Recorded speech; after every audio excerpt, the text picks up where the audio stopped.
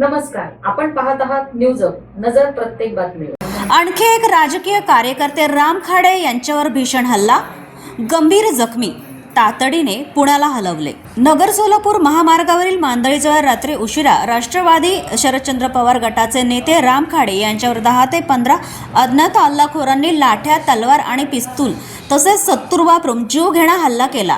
या हल्ल्यात खाडे आणि त्यांचे 3 सहकारी गंभीर जखमी झाले असून प्रकृती चिंताजनक असल्याने त्यांना तातडीने पुण्याला हलवण्यात आलं आहे।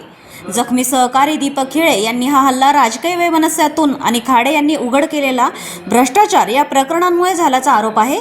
घटनेनंतर राष्ट्रवादी कार्यकर्त्यांमध्ये संतापाची लाट उसळली आहे।